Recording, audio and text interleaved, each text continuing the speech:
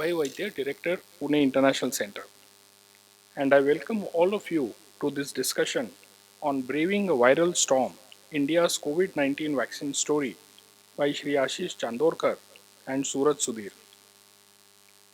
May I request our guests to please take the stage.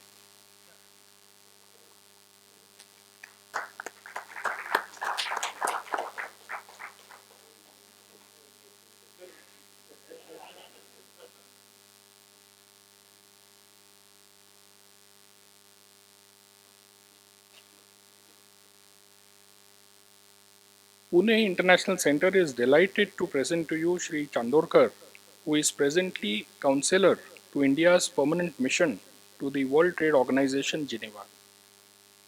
We are also fortunate to have with us Dr. Raman Gangakhedkar, Padma Shri, the chair for today's event. All of us went through the harrowing struggle of the COVID 19 pandemic, and then came the vaccines and the vaccination drives, one of the greatest success stories of India in recent times. Dr. Raman Gangakhedkar, the then chief of the Epidemiology and Communicable Diseases Division of the Indian Council of Medical Research, was in the forefront of this battle, giving us the latest updates on television day in and day out. This book by Sri Chandorkar and Sri Sudhir brings to us the fascinating story of how India dealt with this global catastrophe. It is deeply researched with extensive interviews, and I may add that one of those interviewed is a senior member of the PIC, Sri Amit Paranspe, who is here with us. Sri Chandorkar has a multifaceted profile. He is presently counselor at the Permanent Mission of India to the World Trade Organization. He has spent more than 2 decades in management, consulting, and financial services industries around the world, and he writes on public policy in the domestic and international media with a focus on positive India stories and the possibilities that lie ahead for the country. He has worked as an entrepreneur in the digital world, and his initiatives include Yoga Smita Innovations, Digital Marketing for Indian Startups, Smahi Foundation, Public Policy and Research focusing at the intersection of governance, entrepreneurship, and technology, and Bharat Varta, India's fastest growing podcast platform with long form discussions on policy, politics, and culture. The chair for our event today is the distinguished scientist Dr. Raman Gangakhedkar, presently the Dr. C.G. Pandit National Chair of the ICMR. He was previously head of the Epidemiology and Communicable Diseases Division at the ICMR and director in charge of the National AIDS Research Institute, Pune. Dr. Gangakhedkar is a member of the National Task Force on COVID-19, a member of the World Health Organization's Scientific Advisory Group for the Origins of Novel Pathogens, and a member of India Lancet Commission on COVID-19. He received the Padma Shri in 2020 and Lifetime Achievement Awards from the Army Institute of Technology Pune and the AIDS Society of India in 2021 and 2022. Both Sri Chandorkar and Dr. Gangakhedkar are friends of Pune International Center. Last year, Dr. Gangakhedkar chaired a panel at PIC's Asia Economic Dialogue on India's contribution in reducing global vaccine inequity. Friends, Pune International Center is an independent policy research think tank, now in its 12th year. PIC works in the areas of national security, energy, environment and climate change, social innovation, science, technology and innovation, and economic reforms and urbanization. PIC seeks to foster the values enshrined in the Indian Constitution and the UN Charter. PIC promotes an environment for free and fair public debates and promotes the arts and culture. And we also lay emphasis on working with the younger generation to promote innovative, inclusive, and progressive thoughts and ideas. Our latest book, India's Pathways to Success Winning in the Next Decade, is available for sale outside. I would like to mention that this session has a Q&A element, and I would now like to request the chair to please take the floor and ceremoniously release Dr. Chandorkar's book.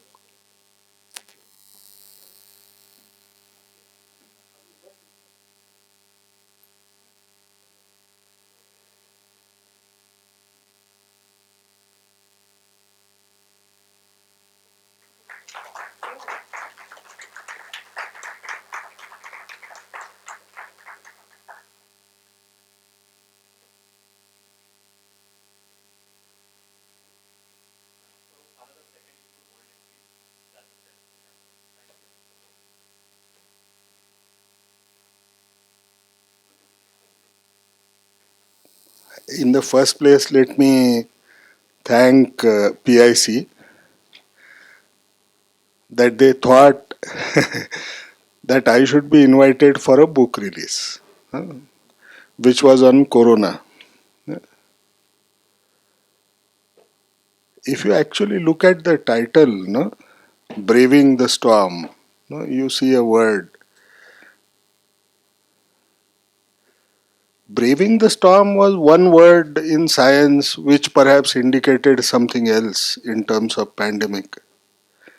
But at the same time, all of us must remember that there was a storm in social media as well. For the first time, if you ask me, no, I used to call at that time, I used to even plead with then health minister that our science literacy or biological literacy is so low.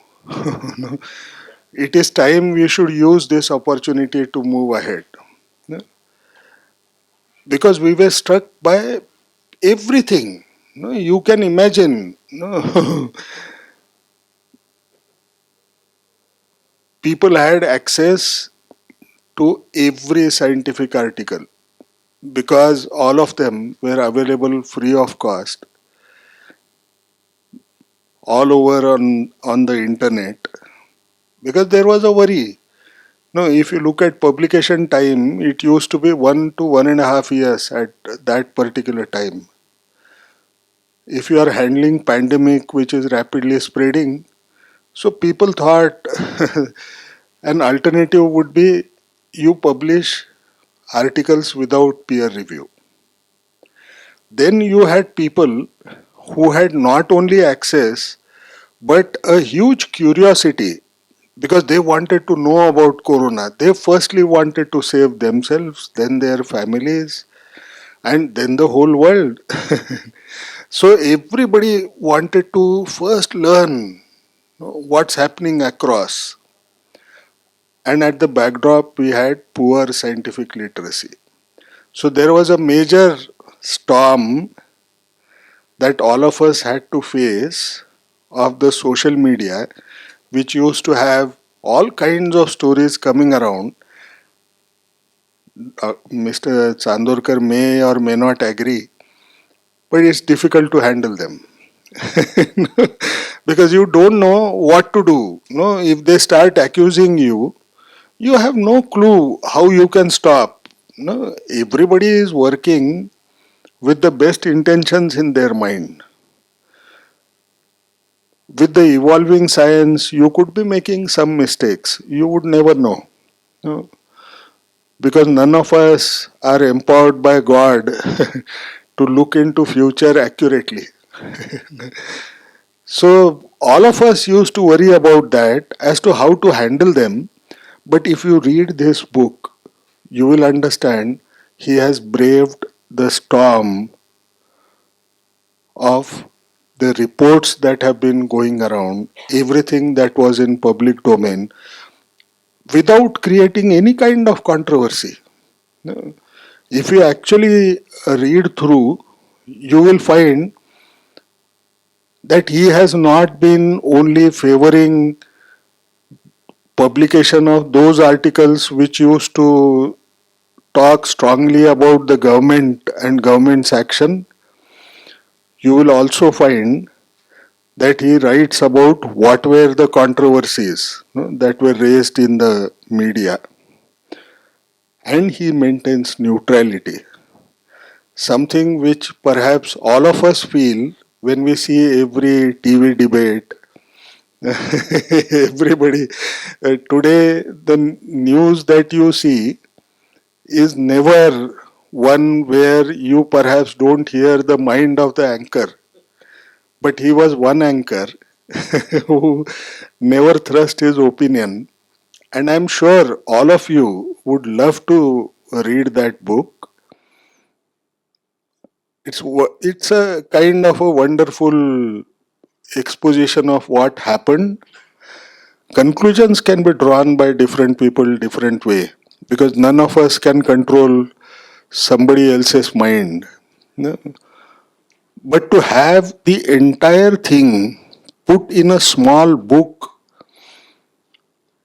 I'm sure this book will be considered as one book which should be for reference for the next pandemic. And please trust me, next pandemic may not be far away. Thank you. Thank you.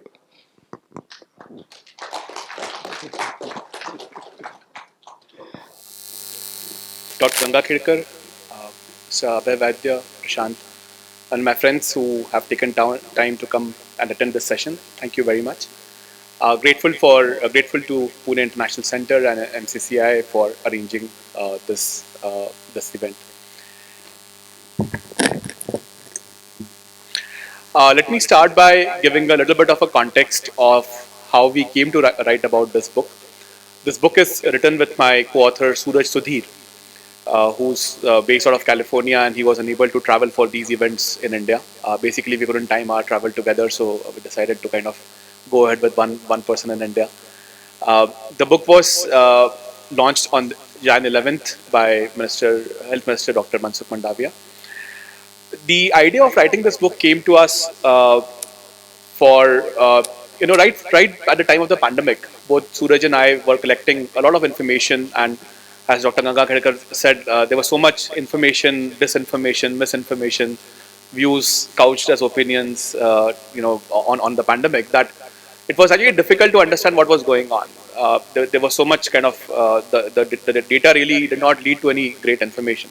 But we were collecting a lot of that data with the hope that we will come out of this quite unscathed. And we had this idea that we will present the story when India gets over the pandemic, and we were hoping that we will do it successfully. So in that sense, while of course the book was written in the last year in 2022, and over a 6-7 month period, and all a virtual effort, because I'm based in Geneva and Suraj is based in California. Publisher was in Delhi, so no one actually saw, no one had met anyone through the period of those 6-7 months. But we had a lot of background information to kind of go by and to rely on. So that was how kind of the book was conceptualized. We also thought that typically, we are very self-critical when it comes to our mistakes, our shortcomings, and of course, in a country of this size, this complexity, there are going to be shortcomings. As Dr. Gangakhedkar said, no one really has a full view into the future, or no one can really predict what's going to happen. But somehow we don't celebrate our success often enough. We tend to underestimate what we do well. So this book tries to bridge that gap. Again, it's not to say that we have gone overboard and tom-tomming anything. It's essentially a fairly factual account of what really transpired. But what transpired actually is is something that we should be extremely proud of. Not many countries in the world have really achieved what we did at the scale, and I'll talk a little bit about that as well. So the book was written with the intent that we bring out the India story. We also highlighted the criticisms. I mean, in some cases we might have commented on, put our perspective, but for the most part we've just kind of maintained that the criticism happened of this policy. To approach the writing of the book, we just didn't rely on our information or what was there in the media, but we also did several rounds of primary interviews. So we spoke to almost close to, I would say, 40, 45 individuals who were very closely involved in the whole pandemic management. And in fact, the first interview was with Dr. Ganga Khedkar when we started writing the book. So he actually gave the overall picture of what really transpired and what how what they had to deal with sitting in Delhi in terms of the policy constraints and policy choices.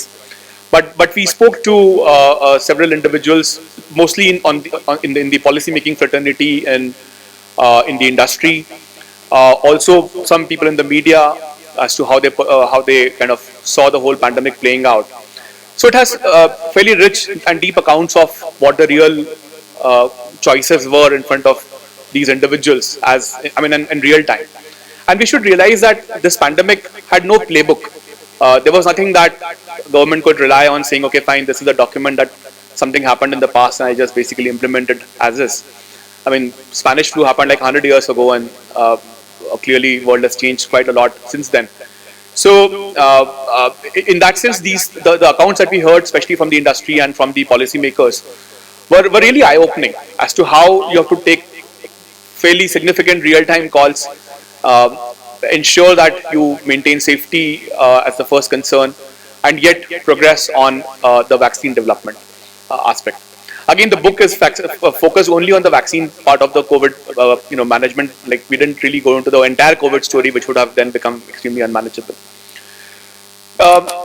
So the advantage of talking to these individuals was that we got a lot of details of meetings which happened, at what points what decisions were taken. And let me actually highlight a couple of those examples, because this is something which most of us probably, actually we were ourselves not aware of when we started writing the book. So I think all of us have heard about the success of the American program of Operation Warp Speed. You might have heard about that program, which funded several vaccine makers with a high, financial grant, a significant financial grant, running into a few billions of dollars. I think there's no general understanding that the programs which were run by US, UK, EU, they were successful. They kind of led to some kind of a conclusion. Actually, the first public-private partnership where a vaccine was actually successful was signed in India. It was done on 5th of May or 9th of May 2020, just 2 months into the pandemic. And because we had a COVID task force and then later on an empowered group on vaccination, that focus was very early on realized that we will need to have a national response to vaccines, because each country will do its own thing. When vaccines are required, we will not really necessarily have access to those vaccines. So in that sense, Australia did a PPP before us, but they didn't actually make a vaccine. Like, they didn't actually end up making a vaccine. So of the countries which had a vaccine, we were the first before US, a week before the US program was announced, 10 days before the UK funding to AstraZeneca was announced, and a full 2 months before EU funded its Project Horizon for scaling up of COVID vaccines. So again, this showed that how confluence of the scientific effort, the experts sitting in Delhi, the political leadership, it kind of backed a very specific line of thought, which was to say that India will need its own research and development focus to really get over the pandemic. Again, even for Covishield, which was, of course, this PPP was ICMR and Bharat Biotech, which led to Covaxin. The other part was the Covishield story, which again, the MOU between Serum Institute and the stakeholders in UK was signed fairly early on in the process. So both ways, where research and development was involved and where our already proven contract manufacturing capabilities were involved, we were fairly early on in the game in terms of zeroing on those options. Similarly, I would like to add on Covin platform. Covin, the first meeting or the first discussion on a platform, it was at that time not identified as Covin, but the fact that there has to be a technology-backed response actually happened on 30th of May 2020. Now, please note that in 2020, there was no vaccines only. Like in May 2020, there was no vaccine. There was not even a thought of the fact that vaccines will succeed. But there was a recognition in the government that you cannot have a vaccination program of this size without having a certain central underwriting of the accuracy of data. And I'm sure it's easy to say this, 2 years later or 3 years later, but we have seen how things did not go very well, even in the developed countries, which use paper-based certificates. There were scams around that. There were missed vaccination doses and so on. And the overall reliability of the process then gets compromised, which is why while we kind of got fairly easily to 95% type coverage of dual dose vaccination, but most of the developed countries couldn't go past 75, 80%. So I think that thought process also was very early on recognized that you will need a very centralized mechanism underwritten by the government to create the trust in the system of how the vaccinations were working. So overall, if you see, the book focuses on what we call a AAA rated vaccination program. And when I say AAA, I'll explain. So first A is access to vaccines. By creating our own vaccines, we ensured that we had access in the way that we don't have to rely on anyone externally. And this is not to say that we did not explore those options, but the terms and conditions of getting vaccines from outside were so onerous, and these vaccines would not have really helped at all in terms of having a national response, because getting 5 crore or 10 crore doses would not really have helped us cover a significant part of the population. So vaccine access led to, just look at the range of vaccines that India has had, right? So we've had Covaxin, we've had, and different platforms as well, right? So Covaxin inactivated virus, and we had adenovirus-based vaccines like Covishield. We had protein subunit vaccines like Corbevax. Zydus Cadila was a DNA-based vaccine. Genova and Pune worked on an mRNA vaccine, which we did not use, but I mean, it was almost there. Then there's a nasal vaccine which Bharat Biotech has launched. So I don't think any country really has had that level of research and manufacturing impetus. And of course, not to forget Covax by Serum, which also was used by several countries. So a fairly broad range of effort which was put in by the Indian industry in terms of ensuring access for the Indian population. The second aspect is availability. So it is not just that you have vaccines, it is also that you have to get vaccines to 140 crore people. I mean, we had lesser number of eligible people because we didn't vaccinate children, but still a very large number. And while we intuitively understand that this is a complex country, but I would highlight a few points as to how difficult it was for vaccinators. So we came across stories where vaccinators walked in snow in Uttarakhand and in Kashmir for several kilometers together. Like, people would walk, take a bus, walk more, and then reach a place where they could vaccinate people. There were stories around how people had to travel on camels in the desert of Rajasthan to reach remote hamlets. There are stories about how boats on rivers were used in Bihar to reach interior parts of several forests and villages and forests. So it's really a story of great tenacity, not just of the government system or the administration or the industry, but also of the society itself, where people accepted these vaccines. We did not see as much opposition as we saw as some of the developed countries saw. Most of the influencers in India did not, rubbish vaccines, if you would note. Of course, there was some opposition, but even that was kind of over time, it kind of dried down. And largely speaking, we talk about that positive aspect as to how, be it the politicians or people in the entertainment industry or in the sports industry, they all came together and created a nudge kind of a situation where people were softly being nudged towards taking a vaccine dose. So that was on the availability aspect, of course, underwritten by COVID as a platform. And finally, we had affordability. So if you see the vaccines, let me give you a contrast. So for example, if we had to import vaccines from outside, all the vaccines, let's say 110 crore people are eligible for vaccines. If we had to import 220 crore doses and plus some wastage, maybe let's say 250 crore doses we had to import at say $20 or $30 per shot, not a dual shot, but per shot, it was like that kind of a pricing. So imagine like the amount of money which would have had to be spent on having access to those vaccines.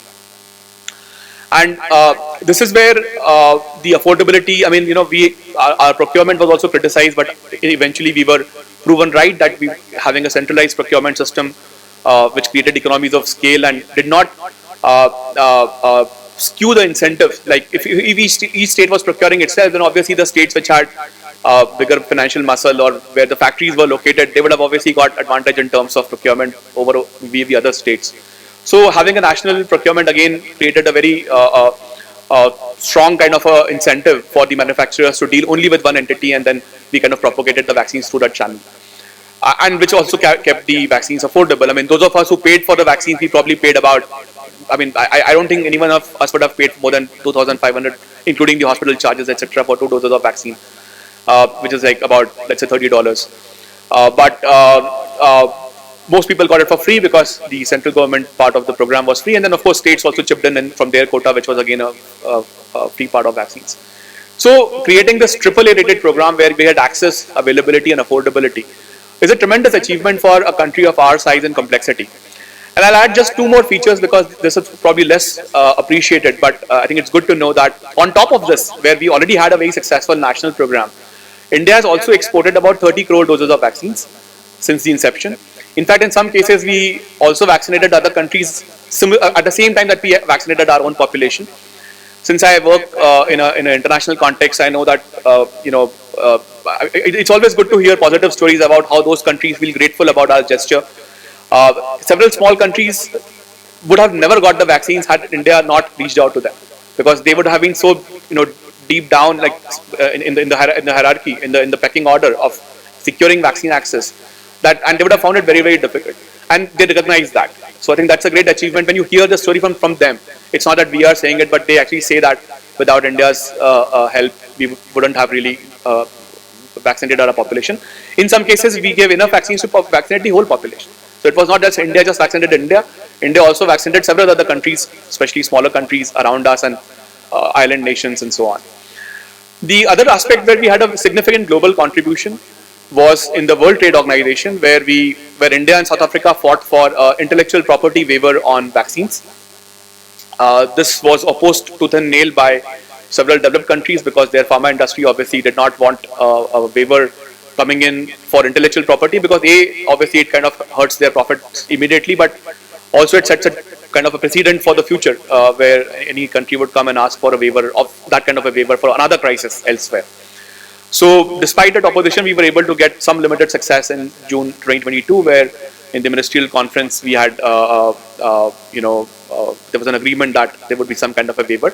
Of course, no country has currently used it, but at least we could prove to the world that if the developing countries came together, we could actually put pressure on the developed world to really solve collectively the global problems in the interest of the developing world. So this entire story, we've tried to narrate in the book with a lot of references. I think I have lost count, but I think there are like more than 650 references in the book. Most of it is not our view. Most of it is actually what happened. In some cases, we probably have tried to criticize or comment on some of the aspects of the process, but most of it is essentially quite factual in nature. And to just to kind of close with what Dr. Ganga Khedkar said, we haven't tried to create any controversy, though there were some controversies in the first few days of the book release, because there was some storm on social media for the book, but thankfully not too big actually. So we didn't deal with anything what you dealt with, sir. So our problem was much smaller in that sense. I hope you get a chance to read the book, and I mean I'm a Punekar, although I'll be leaving to Geneva in the next week, but happy to discuss even later on if there are any questions or if there are any conversations. Happy to answer those questions. Of course, we will talk now. Thank you so much. Just to maintain the social distance, because if you are going to get on the YouTube, you should be worried what you preach and why people should follow you. No, it was very interesting. Initially, I read all kinds of things, and then suddenly I realized one question that came to my mind: why you thought, or both of you, thought that this has to be documented, because you can't start the process much later. No, this was a pandemic where everything was uncertain, and then perhaps you thought both of you should work together. So we have been actually collecting information since the start of the pandemic. We were also quite worried about some of the criticisms and some of the commentary which was happening, because we thought that what you were doing in Delhi and with your colleagues in the policy circles, as you said, we completely believe that it was being done with a good intent and with the full responsibility of individuals' past experience and background. The harsh criticism sometimes lockdown hona chahiye, nahi hona chahiye, kab hona chahiye, how much time should be given, should you wear mask, not wear mask. Basically, like for every opinion, there was a counter opinion. So our understanding also was that whatever has to be done in a country of our complexity, no one is going to do it without sufficient kind of a belief in what the information was, and the information also was evolving. So we were also quite worried about some of the criticism and some of the, let's say, the negativity which was surrounded our decisions, and which is why we decided fairly early on that if a vaccine comes and if we solve this issue, we should write about that. And since both of us were already interested, so we kind of started collaborating in 2020. So again, there was no sign of vaccine, but we were kind of hoping that we will get to write the book. For the audience, that certain things which I can now speak with all kinds of freedom, though I still have official secrets act that works against me. But one thing which I will tell you is I have worked with almost all kinds of programs in infectious diseases right since beginning. I have never seen the kind of a unified approach that we had. And did we bother about what people were saying? Absolutely not. Because all of us were believing in one thing. None of us have any malified intention in doing things. No. But this problem, he must have had faced the worst way, because he had to pick up whatever was there in the public domain, and there would be criticism that would be perhaps seen in either different articles or perhaps on Twitter accounts. And then how do I evaluate whether they should go into the book or not into book? How did you handle this? This is absolutely correct, because if we went down the path of addressing every criticism, then the book would have been probably four times the size of the book that it is currently is. So we kept what we did was, our approach was that let us focus on the part of the story which worked. Yes, we referenced that this happened and XYZ criticism also happened along with that.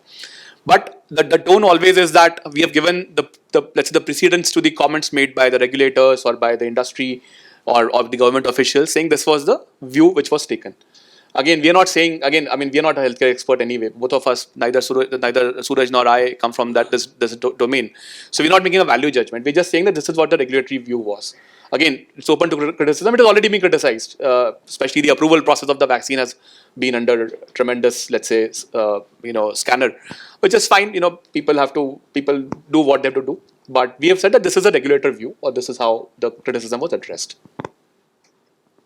That's a tough one. Now, when it comes to regulations, I think we were lucky. That's all that I would say. This is not a regular kind of a procedure. Things happen. Perhaps God was great. God is an Indian.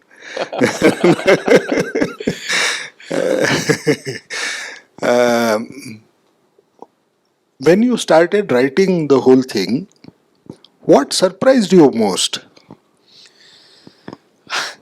What surprised really was the lack of belief that we can achieve something. Like if you see the commentary through the early stages of the pandemic, and by the way, it's not just vaccines, in general, on how the COVID response would be, there was a lot of tendency to see what was happening. I can take a non-vaccine example. So, for example, the financial response to the pandemic. Now, if you see the commentary of April 2020, May 2020, June, July, most of the commentary talks about why don't we have a fiscal stimulus? Why don't we have a demand side stimulus?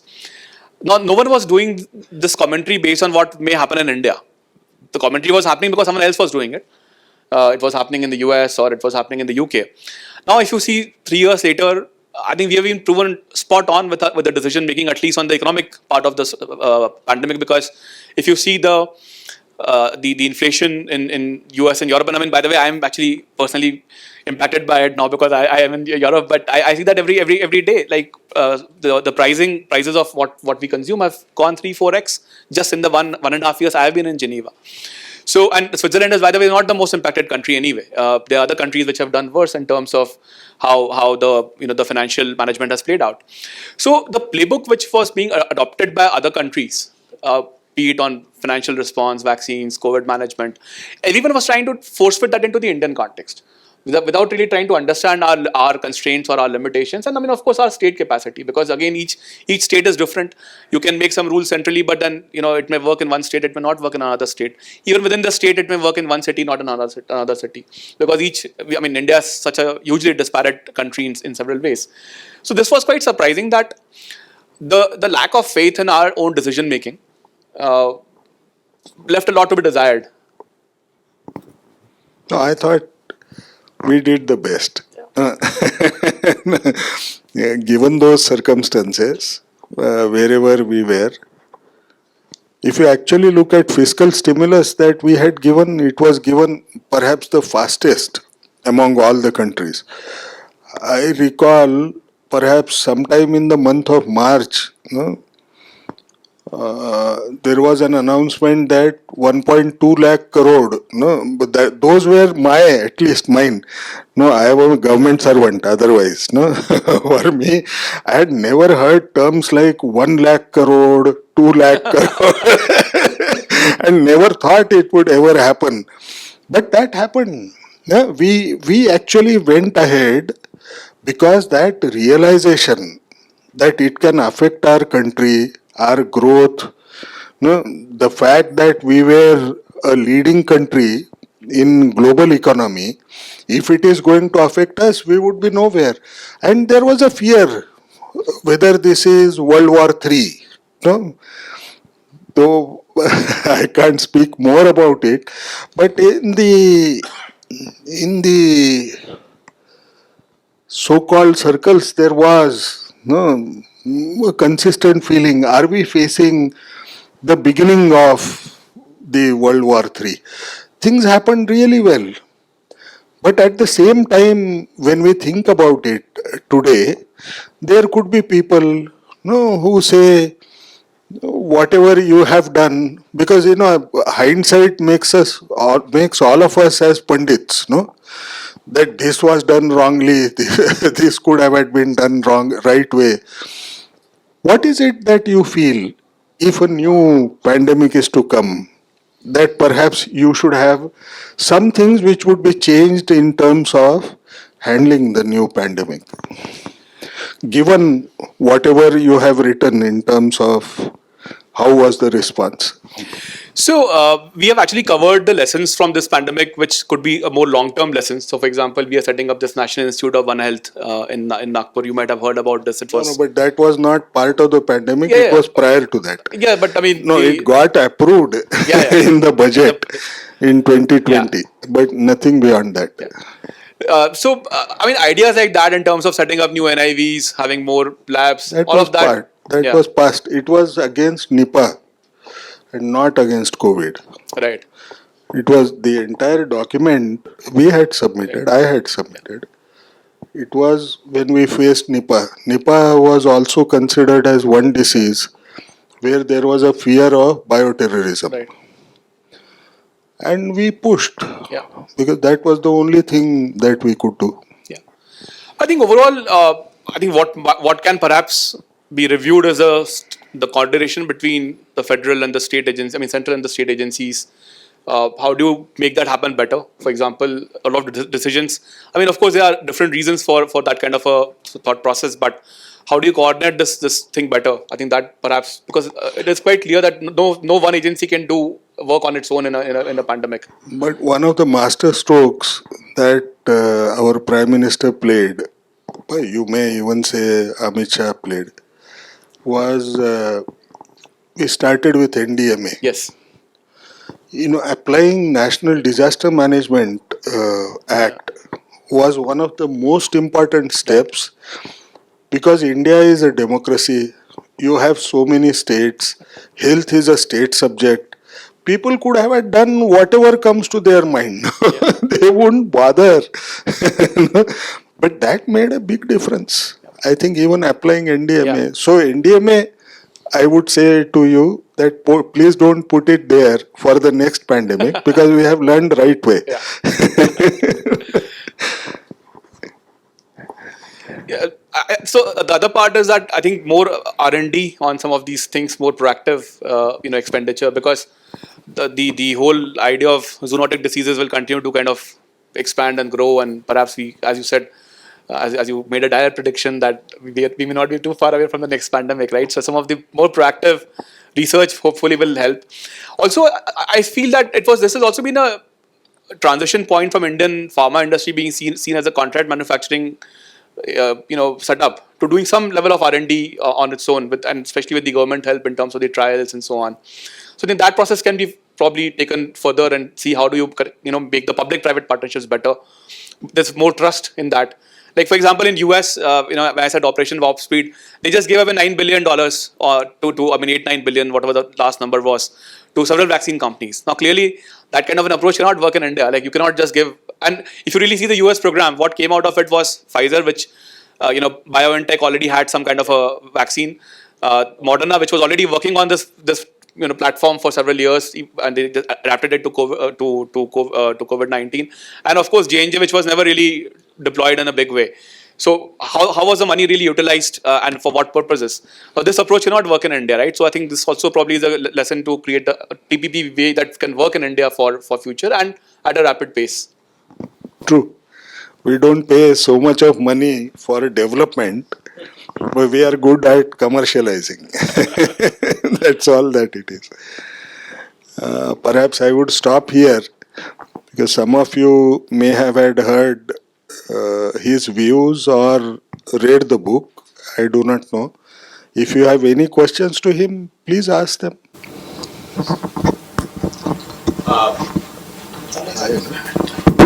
Dr. Gangakher, I'm going to begin. I'm going to ask you one question first. First of all, your calming voice for the first few weeks of the pandemic were probably something that nation really needed. And once again, thank you very much for that. I'll take you back to December of 2019 or January of 2020.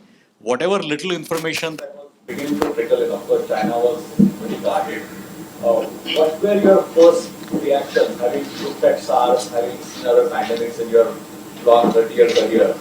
What were your thoughts then, and how did they pan out in the next 6 months? And my next question, the follow-up question to that is, what we have learned, now that this is a pandemic and this is going to be around, what do you think should be our annual, if at all, booster or like a flu vaccine strategy going forward? You may have to remind the second one because I am old enough now. I tend to forget. Yeah. When it comes to now, I have never lied in my life. I will never tell something which I perhaps want to unnecessarily glorify. Actually, the truth was on 30th of December, I was in Pune. My wife met with an accident in Dorabji while handling my grandson, and she had a fracture of her leg. And I went with a disturbed mind because she had then got to move to Bombay to stay with my daughter. 11th of Jan, there was a meeting that was called by Dr. Henk, who was WHO chief of India. No, WHO India chief. And when he called, to be honest, as I said, you have to discount my bluntness. While I was going for the meeting, the sole reason that I went was because Additional Secretary Mr. Sanjeev Kumar was to be in the meeting, and then you are faced with the toughest choice. Do you have time? You have to go. No, you cannot be avoiding that meeting. And I went to Nirman Bhavan. And he started. Henk was a good friend of mine. Henk Beckedham. He started narrating the whole story about this China's outbreak. At that time, if I recollect, now please pardon me, my numbers may not be accurate. No, it may be 57 cases or 59 or 60, something around that particular figure. And he said those pneumonia cases have occurred in China. We should be worried about it. So he being a friend, I said it's enough, no? We have so many health problems. Why should I worry about 57, 60 and things like that? He was a very good friend. He said Ganga, I am otherwise known as Ganga in power circles. Ganga, please understand one thing. I have worked in China. I have seen SARS, I have seen MERS, and you know very well I was also part of your network of HIV. So I said, so what? He said China is the least transparent country. If I could not access things from Chinese officials then, now when I see a figure of 57, 59, whatever he quoted, I would be worried. What did I do? I listened to the whole stuff. When I actually was getting into my car, I said, why should we be worrying so much about this? No, SARS, it came, it never bothered India. No, it went into Far East, no, and never came back to India strongly. Then, when it comes to MERS, no, it was localized only in the Gulf region. No, nothing beyond that. It never came to India. Though India is the most susceptible population for anything that you could say. No, I used to call India as a zoo of organisms. No? So you would always get it, but it never happened. So to be honest, no, 11th Jan to 17th of January 2020. If you ask me, ICMR led the whole process until the time I retired. No, all those claims that people make, I would always contest them with the documents that I have. But the only thing which I would say is 11th to 17th, we were asleep because of my my own opinion. I told my boss, Dr. Bhargav, that nothing is going to happen. We don't have to, because at the end of the day, we used to report no, what we have done. 17th, Cabinet Secretary, one individual whom I had never seen. I had only heard Capsec is the boss. I learned that new term. He is called as Capsec. No, all over. He started the meetings from 17th onwards every day for 3 hours. To me, if one has to give a credit for a unified response, it has to be to Mr. Gauba, Rajiv Gauba, who was the cabinet secretary then. He actually is somebody whom you should actually meet to see how clinical he is more than doctors. No? And what was the second question? The second question was, what's the ongoing strategy about vaccination every year? Do we need a vaccine every year? Do we need boosters? I mean, there's all kinds of information that for flu we take. I mean, not we, but the West takes vaccine every year. So, is that what we will have in the coming years, or? I wish I was not in front of YouTube.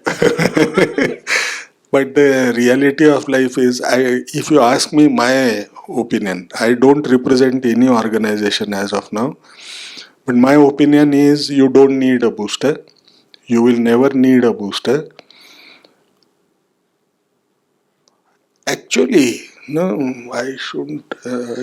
Sir थोडं अवघड होईल काहीतरी तुम्हालाही अवघड. One of the things which I feel is vaccines, all of us were very lucky. No?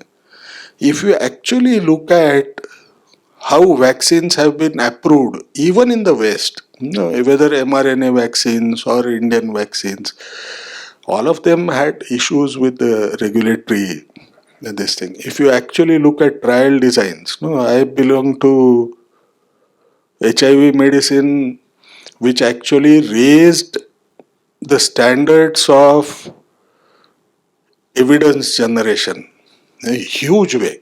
No, if you actually look at Pfizer or Moderna, what was their primary endpoint? Primary endpoint of those vaccines was the vaccine should be able to prevent infection among at least 50% people, right?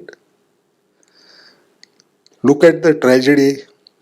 You have an endpoint, no, where you say that I will measure it within 7 days to 28 days after giving second dose of the vaccine. The result you have seen, after 7 days or after 28 days, you are unlikely to see a new variant. No. So all vaccines that were tried in the beginning, no, all of them got approval. But the reality is none of them could stop new infections from variants at all. No. CureVac, one of the vaccines, was they started late and therefore they faced variants and they had to stop. Right? What does it tell us? No, we were lucky. If we had followed HIV's pathway, perhaps we would have had said that these vaccines are useless. But these vaccines' secondary endpoints of prevention of hospitalization and death was the luck that perhaps prevented so many deaths, and all of us are alive as of now. Would boosters work? No. If you look at boosters that Moderna and Pfizer has developed, they have a bivalent booster which includes Omicron and Wuhan virus. To me, they're not going to work. No, because new infection occurs because of escape mutant. So infections will occur. No. Now, what happens to hospitalization and death? It suddenly appears as if people tend to forget the basics of immunology. The more the exposure, no, it teaches you more often, no, to the T cell immunity, which is lying dormant in our body. No? It's like what you and me were told by our parents. No? If you keep on repeating, no, the more you will repeat, no, you will become strong. No, but though you will never realize that actually you are calculating, no, to no, it just comes just like that, and that's how our T cell immunity is. To me, boosters, I would not think that you would perhaps require a fourth dose ever. No? The third thing which you have to remember, now the virus that you have is of a different kind. No? Before Omicron occurred, whichever viruses were coming, they were like real brothers. No? Somebody had some twist, कोणाचं कान वाकडं आहे, कोणाचं थोडं नाक थोडंसं वाकडं असेल. ना? But now what has happened? Now with Omicron, the distance has become so big that it appears as if it's a cousin brother. Na?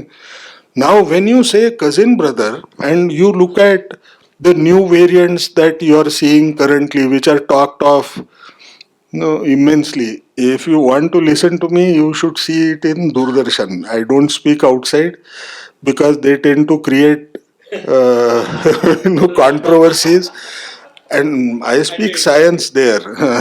so, so the science is seen there. I have been consistently saying nothing is going to happen because if you look at BF.7 or XBB variants and you look at their phylogenetic tree, no, phylogenetics is how far they are away genetically from one another. They are so far away even within Omicron What does it tell you? That it tells you that the new virus that will come, to my mind, I am not God, I can always be wrong, it will be not belonging to SARS-CoV-2. It will come from some other family. Now, nobody has that power to say whether it will have high virulence, low virulence, or whatever. And that's one of the reasons why I said when Mr. Chandorkar also repeated that new pandemic may not be far away. But we don't know what will happen. And one reason why I feel new pandemic will not be far away is we have created in medicine so much of a wall of defense, no? Whether it is antibiotics, whether it is vaccines, viruses or bacteria have to mutate for their own survival. This is symbiotic relationship we have forgotten, and symbiosis can only occur. No, not this symbiosis that no, but symbiosis can only occur if no, both have the same power. No. So to me, you won't require 100 years now. It may perhaps occur before I go.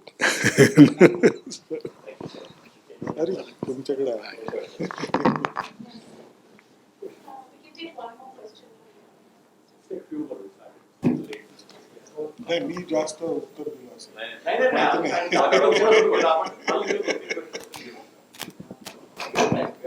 Hi, Ashish. Congratulations on the book and welcome back to Pune. So, two questions. Number one, you covered the whole journey of the vaccination process. And as initially there was no history, so there was really no way to evaluate whether it's working or not working. So, at what point do you think the decision makers really realized that okay, we are on to something, we're in the right path, and what we are doing is actually working, and hence they were able to carry forward? And then on a personal level, I've seen some very nice pictures of you meeting some of the ministers. So, of all the people other than the Prime Minister, who's the one that was like the coolest person to meet and somebody who was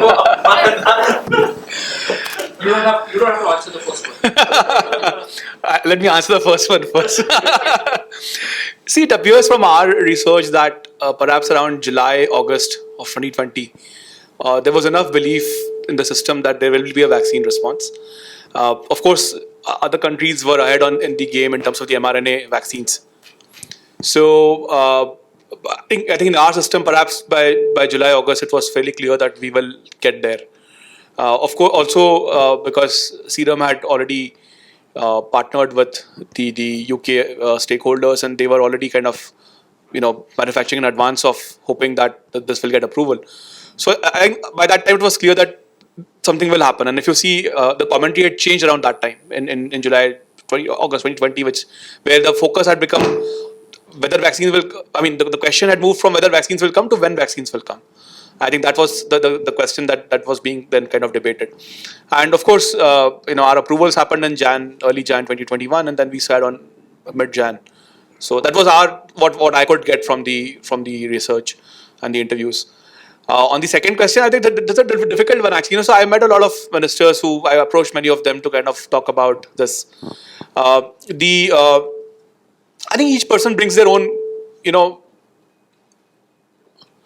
each person brings their own kind of authority on and own perspective to what was going wrong, or what was required in terms of our response. But I mean, we had a fairly topical conversation. So, for example, I met the External Affairs Minister, Dr. Jaishankar. So, because he talks about the vaccine program, and if you see his speeches to Indian community overseas, he always talks about this. So, I kind of referred to that. When I spoke to Dr. Pradhan, who's the education minister, so I was trying to see if we can have some. Is there a plan to do something of this in the national curriculum and so on? So yeah, like different individuals gave me different perspective. It's tough to really pick out one, but very enriching conversations, and to see that there's a lot of focus on this achievement, and people do recognize that we need to take the story to not just within India but also outside India.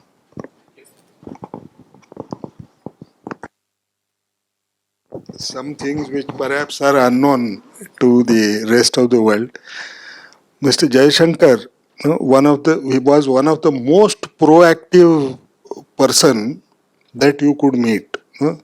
He was almost what would I say, almost like a health minister, because those were the days when we wanted to purchase RT-PCR machines. No? There were only 35 machines we could actually access to and force them.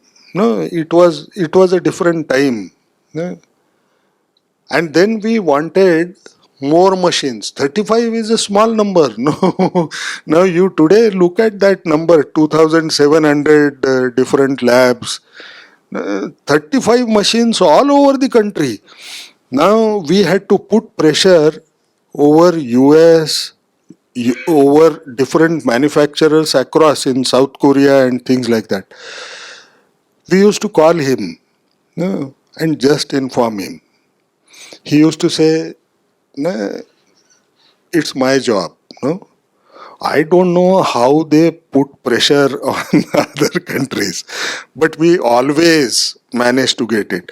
One of the machines that he mentions in his books, the Roche machine that we bought from USA, can you believe that it was brought in Indian Air Force plane from USA as a special consignment? No? Those days were entirely different. No, so let's hope someday I will write down the truth. It's really tough. But Mr. Jaishankar, you can never forget. No? He was always a partner, no matter to whom you had to put pressure.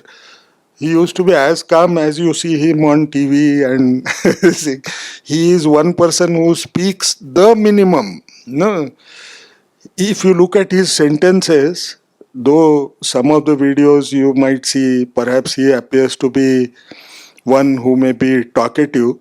When it comes to decision making, it's 3 or 4 words together.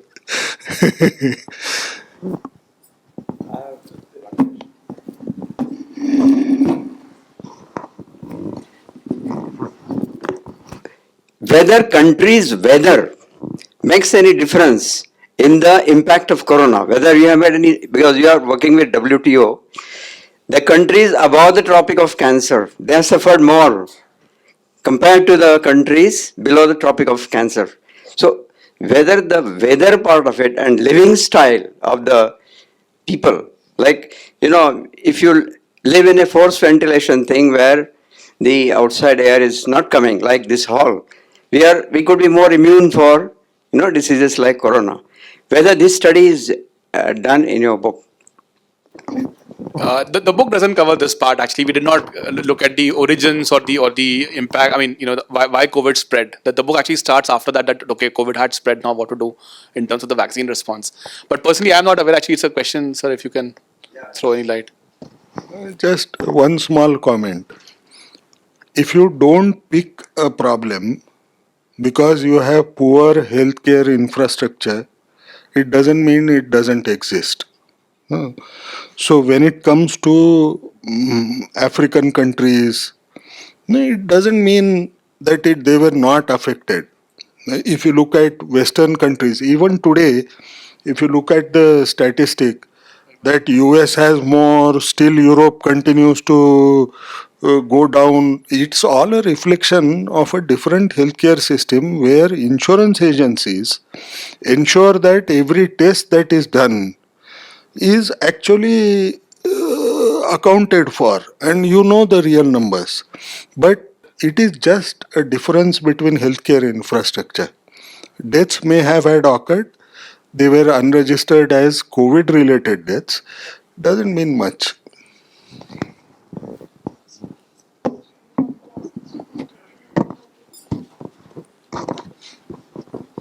Good evening. My name is Aashish Vaishnav. Thank you so much. I'm trying to, put some tadka into this because uh, while we seem to be, at the tail end of COVID, I think the only gentleman I see wearing a mask is Sir, no one else. But we all again got into a storm, at least on discussions, was thanks to China again. as they opened up COVID, and stories were written. I think some of the channels again went to it. So since you wrote a book, I'm sure you researched a lot. Would there have been some research done on the China response compared to everyone else? And if Dr. Sir can throw some light in terms of what would be his view, informed view, unlike all of us are getting into get it by just responses from the media. I'm sharing this because some part of my life I've spent in China and had a good opportunity to interact with Dr. Jaishankar when he was the ambassador also. And many of my Chinese friends reached out to me, including trying to get antivirals out of India recently. Thank you. So, to the best of my knowledge, there's been no study currently, and if you really see, it's playing out right now, right? It's a very live issue. It's probably only been about 1.5 months that China opened up changed their policy from a zero COVID to opening up the economy. So those studies should come over time. Again, the numbers which you see, it's tough to comment if that's the right number. Like there are studies which say 75% of the country is impacted. Already affected. It's tough to really say. And if you really see the Western gaze on India, how the problems were reported. By the way, they also had similar problems, but how they reported on India, I'm not sure if their reports on China, reflect reality or their bias or their understanding or China's data. It's really difficult to say. So perhaps we have to wait a few more months for that question to kind of get answered.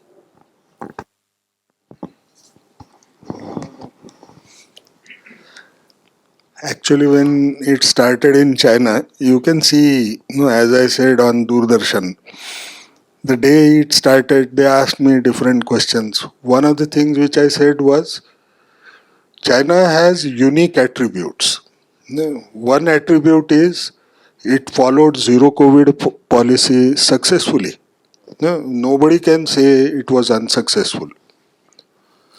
Second thing which we have to realize is it has a high population density and the entire population is naive. Naive is they have not been exposed to coronaviruses. You look at the fourth thing, China has 18% of the population which is of older age group, which is far too higher. It's very difficult. No, I recall those days when we took the decision of lockdown, which was what would I say, a well considered approach. No? And you look at China, even if it is a dictatorial country, when they faced few public demonstrations, they suddenly lifted it without thinking. So everybody came out on the street. So everybody who is vulnerable, the virus will find perhaps the best opportunity to grow.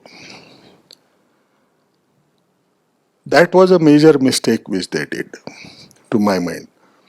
The second mistake that they did was they used vaccine which was manufactured by them, Sinopharm and Sinovac,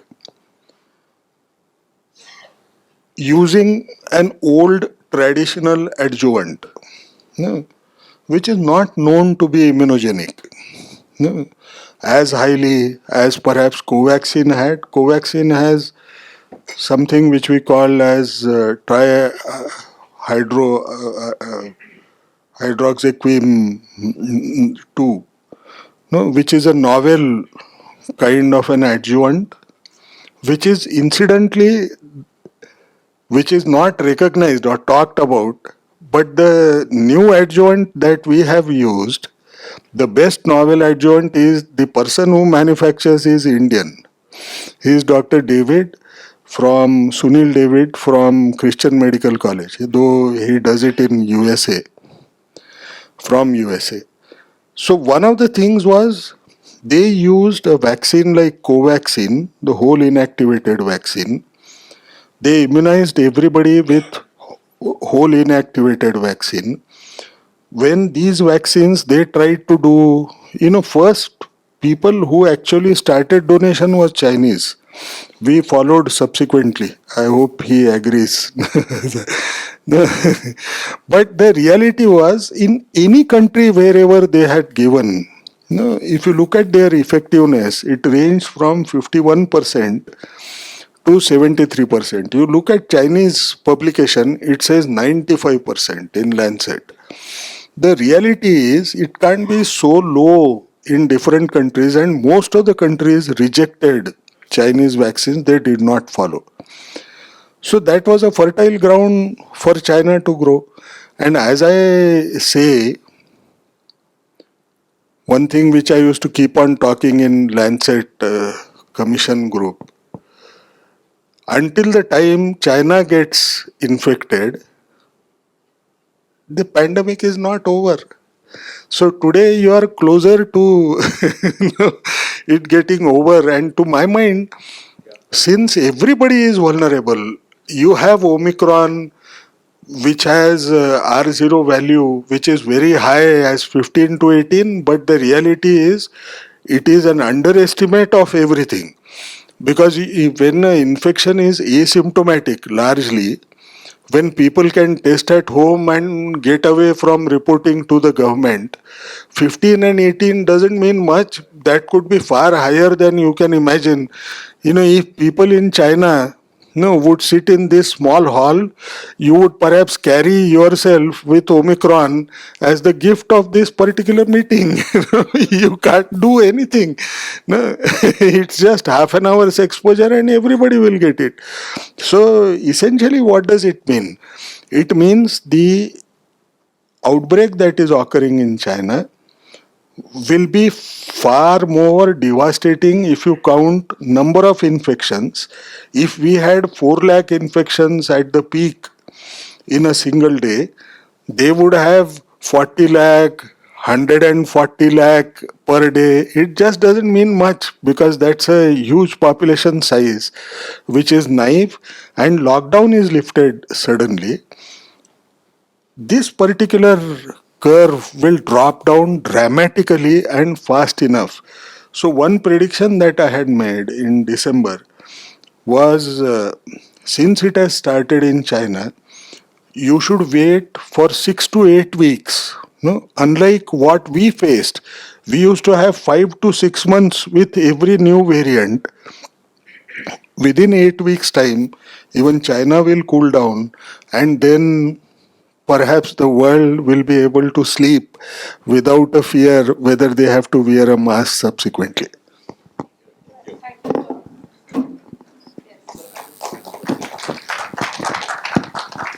Sir, let me have the honor of asking the last question. Uh, was this a lab created virus, or is this a virus that is naturally originated? तर मला आता असं वाटायला लागले मी press information bureau